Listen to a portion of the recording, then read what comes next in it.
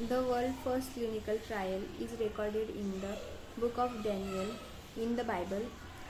This experiment resembled a clinical trial was not conducted by a medical but by King Nebuchadnezzar, a resourceful military leader.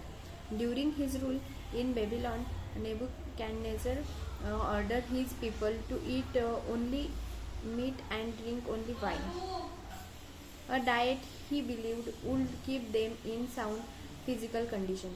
But several young men of royal blood who preferred to eat vegetables objected. The king allowed these rebels to follow a diet of legumes and water, but only for 10 days. When Nebuchadnezzar's experiment ended, the vegetarians appeared better nourished than the meat eaters, so the king permitted the legume lovers to continue their diet. This probably was the one of the first time in evolution of human species that an open, uncontrolled human experiment guided a decision about public health. Then the scurvy trials. Um, James Lynn is considered the first physician to have conducted a controlled clinical trial of the modern era.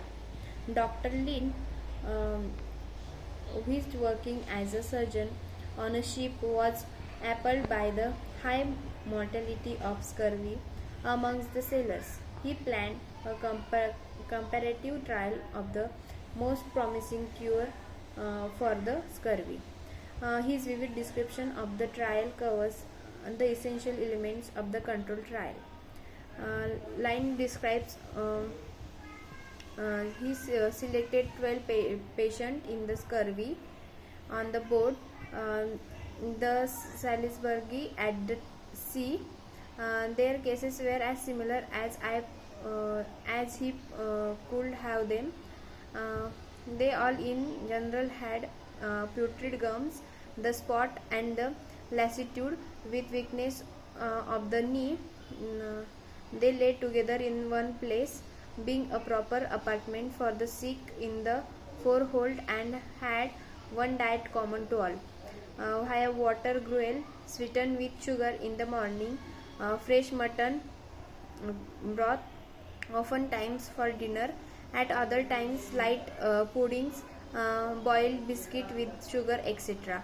And for supper barley and raisins, rice and curtains, uh, and wine or the like. Two were ordered, each a quart of cedar a day. Two other took 25 drop of elixir vitriol 3 times a day. Two other took 2 spoonful vinegar 3 times a day. Two of the worst patients were put on a course of sea water. Two other had each 2 oranges and 1 lemon given them every day. The 2 remaining patients took an electrical recommended patient by hospital surgeon. The consequence was the most sudden was visible. Good effects were perceived from the use of oranges and lemons. One of those who had taken them being at the end of the 6th day fit for duty. The other was the best recovered of any in his condition and was appointed to attend the rest of the sick. Next to the oranges, I thought the cedar had the best effect.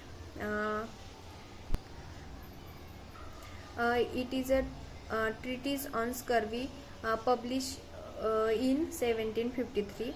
Although the results were clear, Lind hesitated to recommend the use of oranges and lemon because they were so expensive.